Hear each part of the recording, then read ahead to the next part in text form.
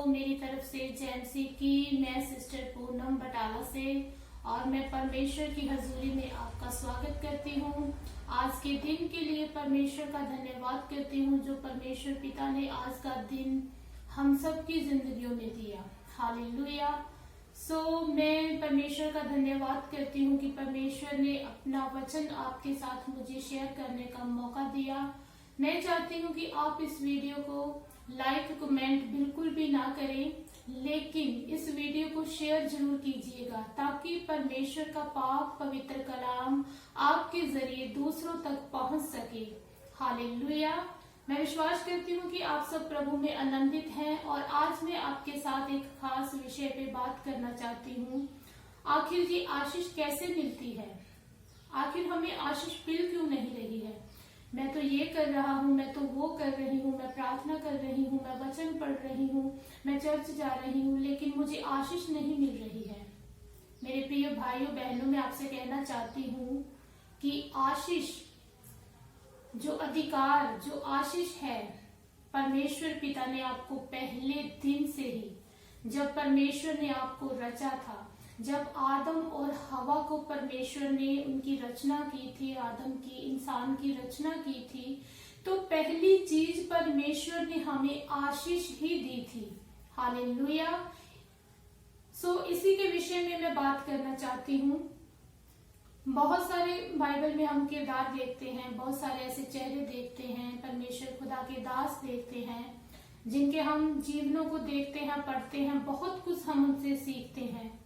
आज मैं एक बहुत ही अच्छी कहानी जो है आपके सामने, जो बाइबल में मैंने देखी, जो मैंने पढ़ी, जो परमेश्वर पिता के आत्मा ने मुझ पर प्रकट किया, मैं वही चाहती हूँ कि मैं आपके साथ शेयर करूं। हालेलुया। देखिए, हम जब बाइबल में रूथ की कहानी को पढ़ते हैं, रूथ की स्टोरी को हम देखते हैं, आज बहुत सारी बहनों के लिए ये वचन बहुत खास होने वाला है। मेरा विश्वास है कि आज का वचन आप सबकी जिंदगियों में 100 गुना आशीष और बरकत को लेकर आएगा। आमीन।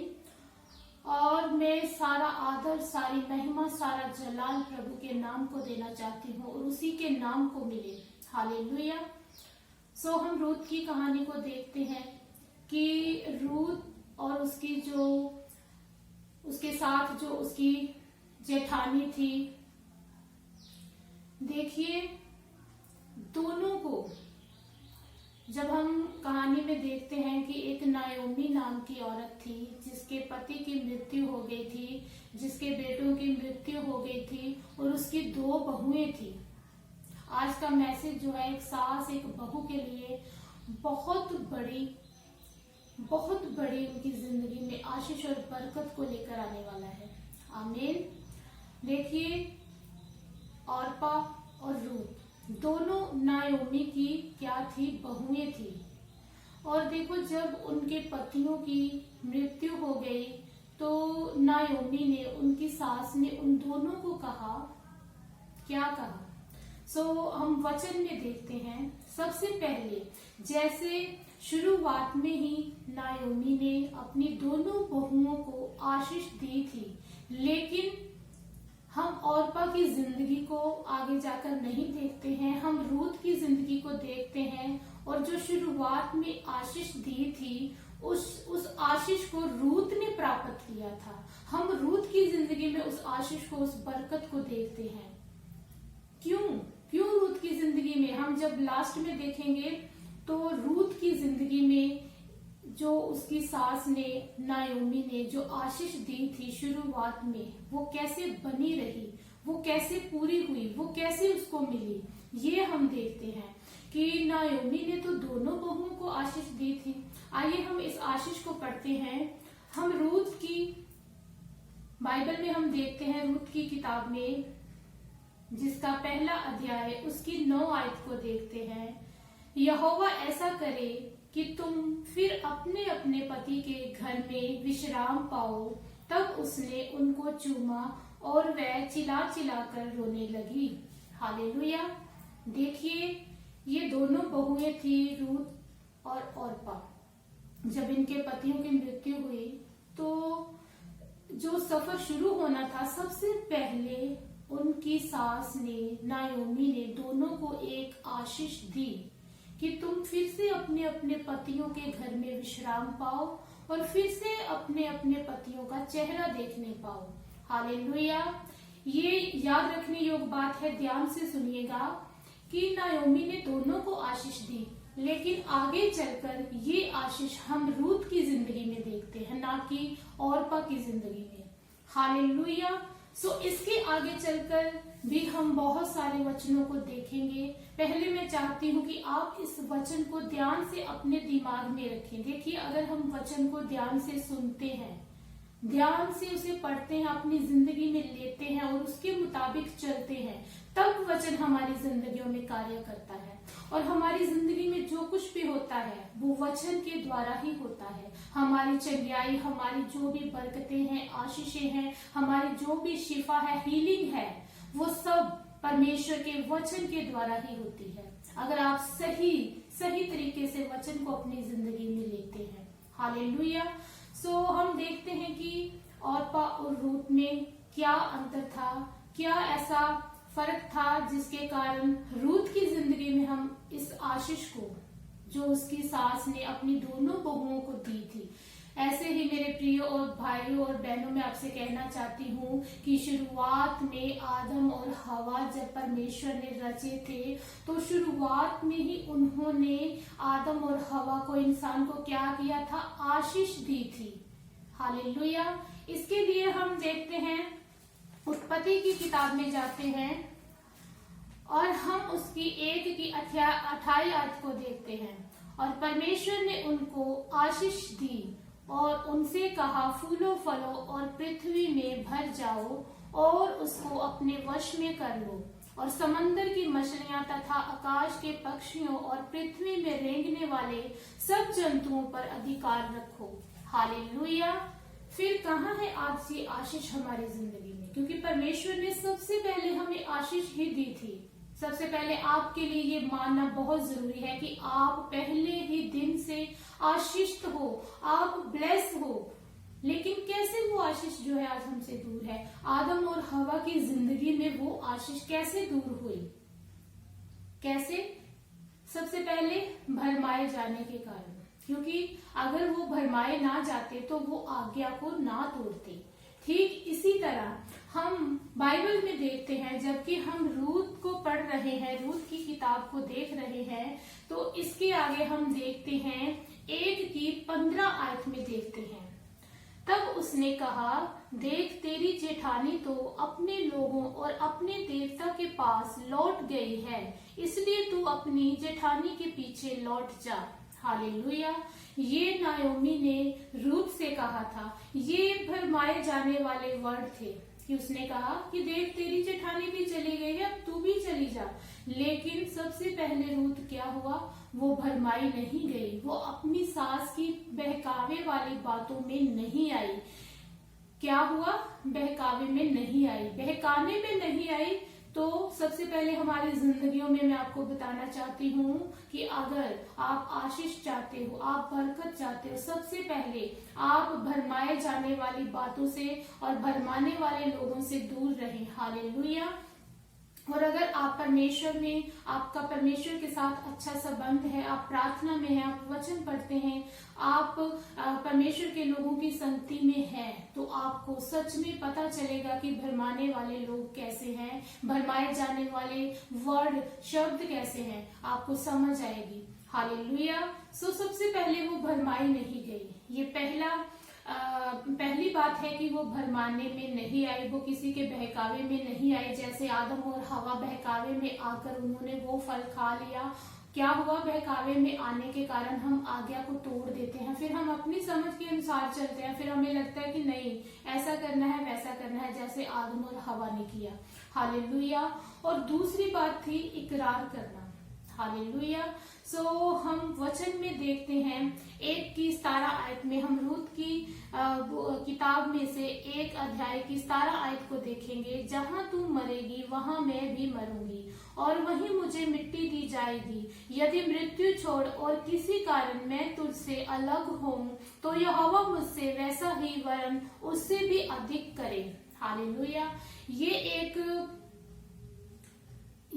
इकरार था जो रूत ने अपनी सास के साथ किया, एक वायदा था।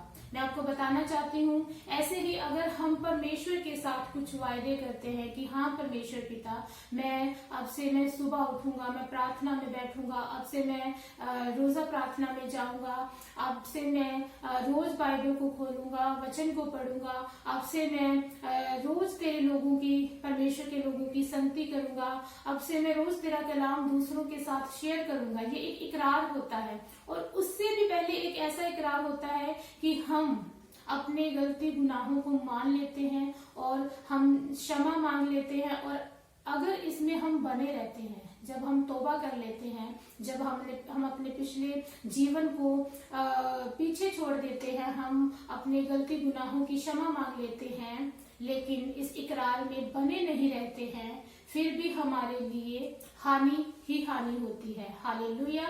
सो देखिए, जब रूत ने अपनी सास के साथ इकरार किया तो वो एंड से लेकर शुरू तक अपनी सास के साथ बनी रही, उसके साथ रही।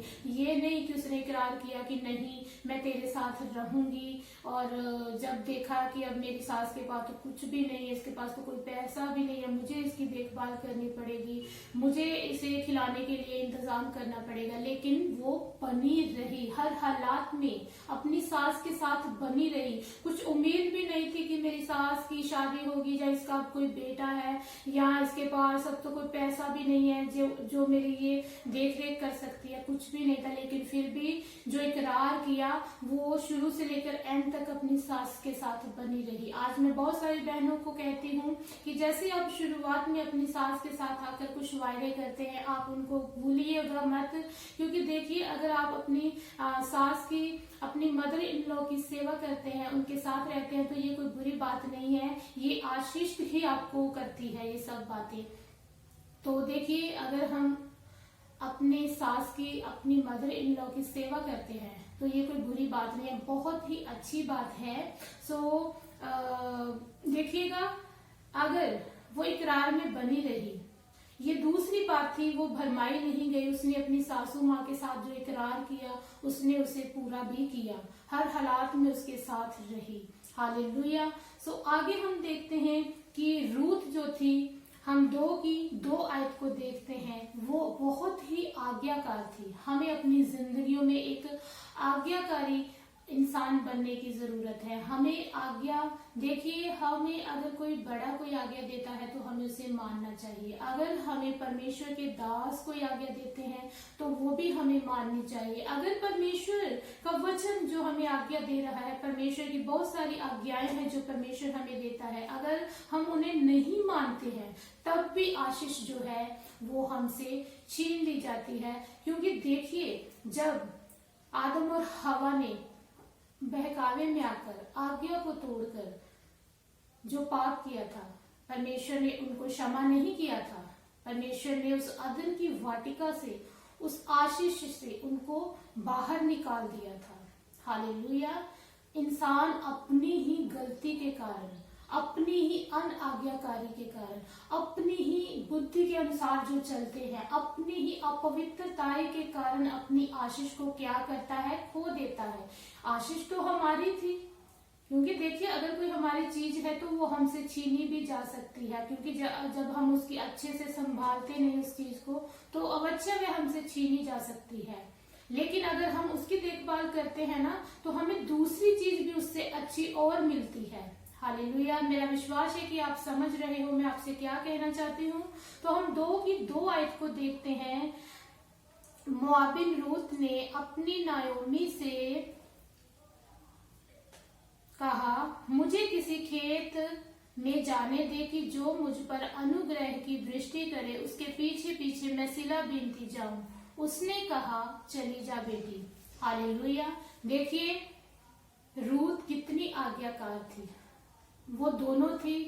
उसने सोचा कि मैं अपनी सास के लिए, अपने लिए काम करूंगी। वो मेहनती थी। हमें मेहनती होना बहुत जरूरी है, क्योंकि देखिए वो दोनों, वो विधवा थी, लेकिन उन्होंने ये नहीं किया कि किसी से मदद ली, किसी के आगे हाथ फैलाया। उसने काम करने का फैसला लिया।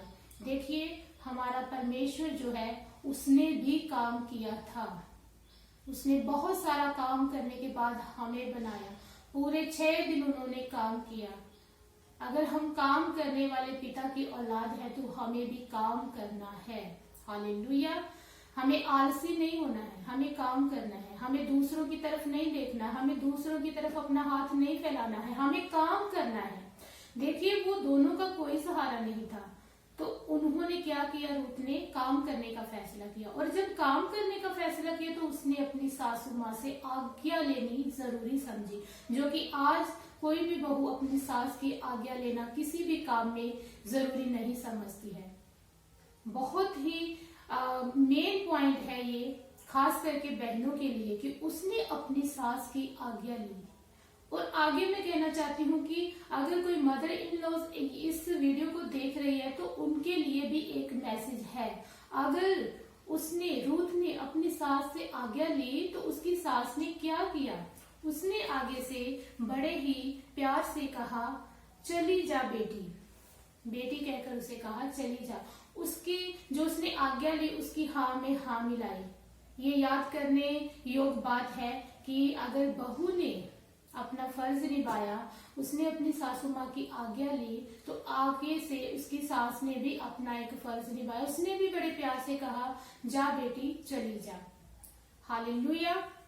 तो तीसरी बात ये थी कि वो आज्ञाकार थी। रूथ जो थी आज्ञाकार थी। और मैं आपसे भी कहना चाहती हूँ कि सबसे पहले हमारी जिंदगी में आज्ञाकारी बहुत जरूरी है। अगर हमारी जिंदगी में आज्ञाकारी नहीं है तो सच मानिए कि आप वचन के अनुसार नहीं चल रहे हैं, आप परमेश्वर के कहे के अनुसार नहीं चल रहे हैं।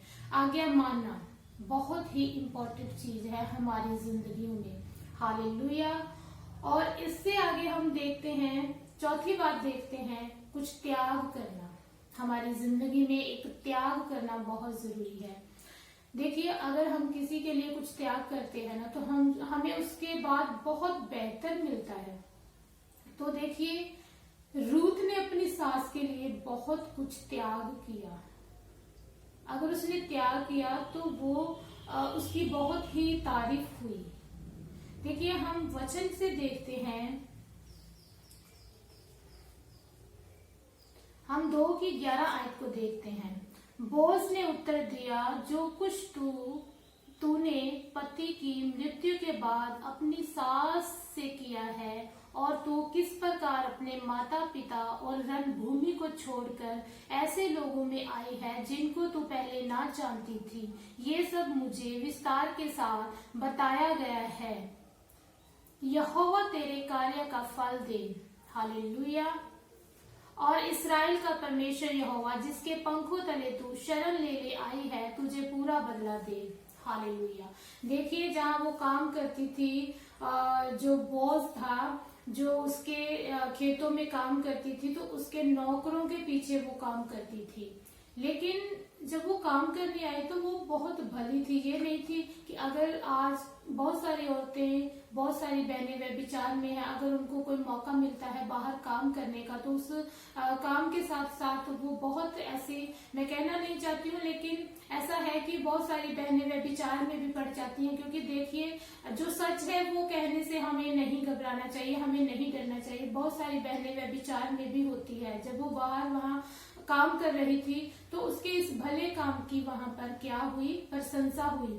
उसने कहा, राजा बोaz ने कहा कि जो तूने अपनी सास के लिए किया, अपनी सास के लिए उसने अपने रणभूमि को, जहां उसका जन्म हुआ था, वो छोड़ा। उसने अपनी सास के लिए अपने माता पिता को छोड़ा, और पति ना होने के कारण भी वो अपनी सास के साथ रही। उसने ऐसा नहीं किया कि चलो अब मेरे पति की मृत्यु हो गई, अब तो मेरी सास अकेली है, मैंने क्या करना है इसके साथ रहकर, मैं भी जाती हूँ, मैं भी शादी कर लेती हूँ। लेकिन नहीं, उसने अपनी सास के लिए बहुत कुछ त्यागा, और इस त्याग का फल उसे मिला है। आगे चलकर हम देखेंगे। देखिए, जहाँ वो काम करती थी, पहले जिनके पीछे काम करती थी उनके ऊपर काम करने लगी। हालेलुया। और उसकी इस बात की प्रशंसा हुई। इसी बात की वजह से उसको फिर से राजा ने आशीष एक दी थी। हालेलुया। तो देखिए, आगे चलकर हम देखते हैं कि सब कुछ अपनी सास के साथ उसने शेयर किया। सब कुछ जो है वो बाहर जब काम करती थी, वहाँ जो भी होता था वो अपनी सासू माँ को आकर बताती थी, और अगर वहाँ उसे खाने को कुछ मिलता था, उसमें भी अगर कुछ बचता था तो वो अपनी सास के लिए लेकर आती थी। हालेलुया। तो जब वो अपनी सास के लिए कुछ लाती थी, ये क्या था? एक प्रेम था उसका उसकी सास के लिए। अगर वो बाहर जो कुछ होता था, वहां पे जहाँ काम करती थी, जो भी बात होती थी, अपनी सास को आकर बताती थी। ये एक प्रेम था। हालेलुया। सब कुछ शेयर करना।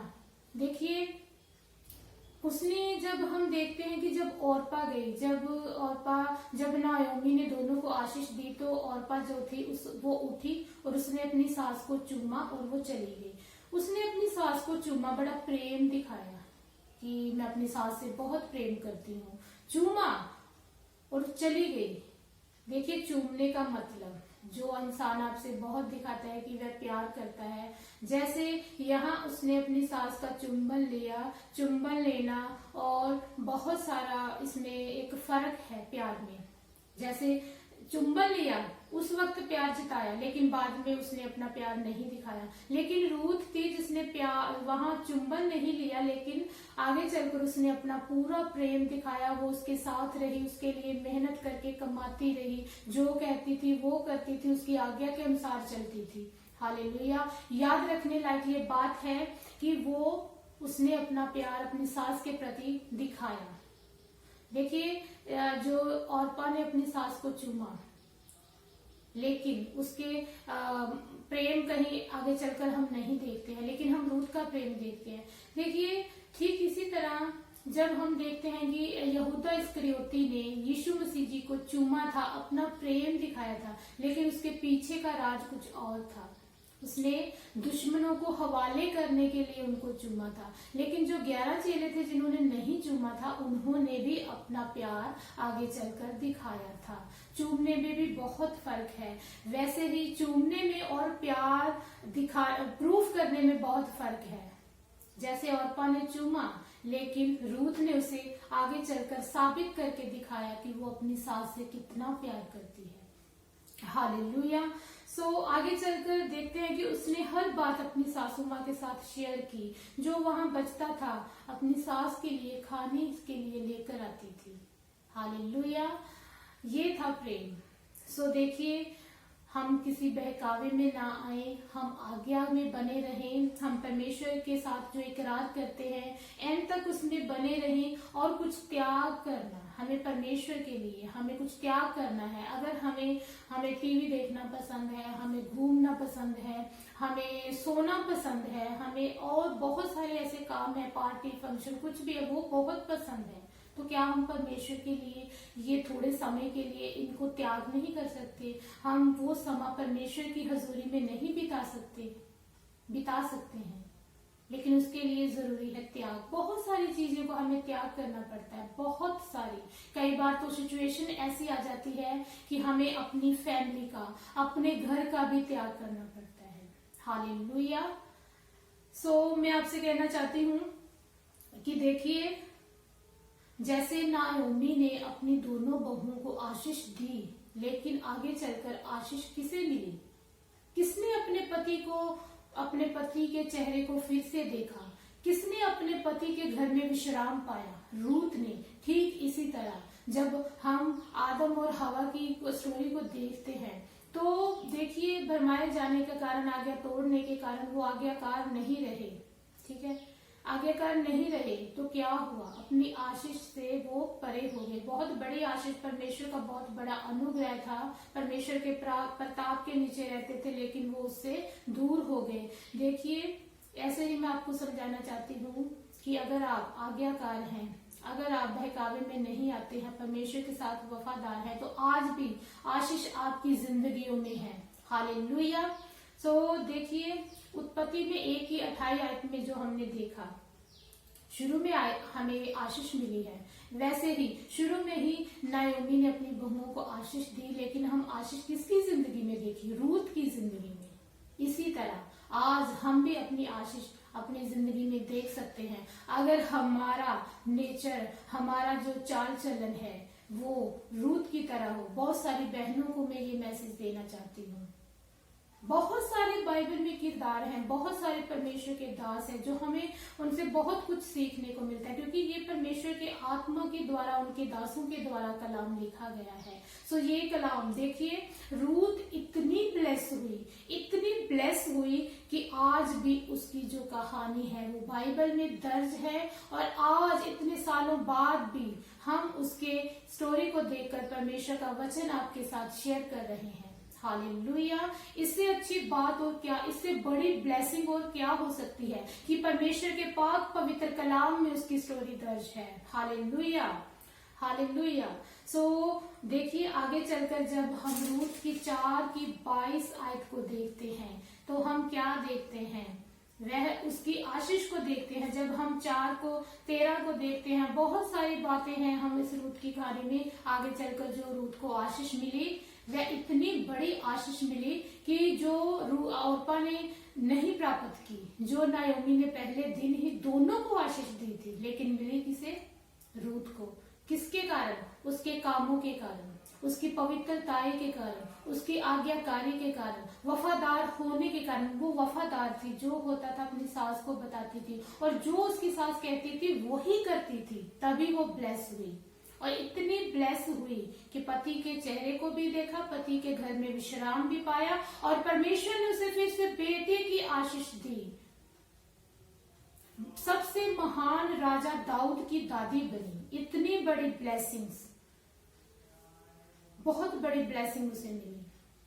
हालेलुया। सो बहुत सारे लोग, बहुत सारे मेरे भाई और बहन जो है वो समझ गए हैं कि आपके साथ परमेश्वर का कलाम क्या बताना चाहता है आपको।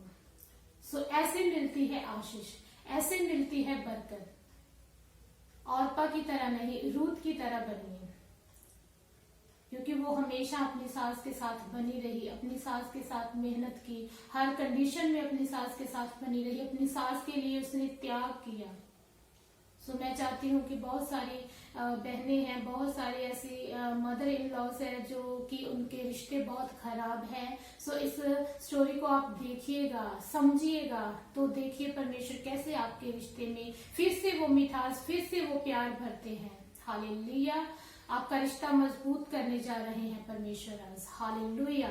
जैसे औरपा और रूथ को जो आशीष मिली थी, वैसे ही आदम और हवा को आशीष मिली थी। वैसे ही जैसे उन्होंने बहकावे में आकर अनआज्ञाकारी करके, आज्ञा को तोड़ के वो आशीष को खो दिया, इसी तरह हम भी अपनी आशीष को खो देते हैं। हमें भी रूथ की जिंदगी को देखना है कि कैसे एंड में आकर उसकी जिंदगी में जो उसकी सास ने पहले दिन उनको आशीष दी वो पूरी हुई। आज वही आशीष हमारी जिंदगी में भी पूरी होगी, अगर हम वफादार हैं, हम आज्ञाकार हैं, अगर जो हम परमेश्वर के साथ इकरार करते हैं उसे पूरा करते हैं, अगर हम परमेश्वर में बने रहते हैं तो। हालेलुया। मेरा विश्वास है कि आज का वचन आपको समझ में आया है और बहुत सारी आशीष बरकत को आपने प्राप्त किया है। और मैं आपके लिए दुआ करती हूँ कि आप सब परमेश्वर के लिए 60 नहीं, 70 नहीं, 100 गुना फल लेकर आने वाले बने। आमीन। सबको मेरी तरफ से जय मसीह।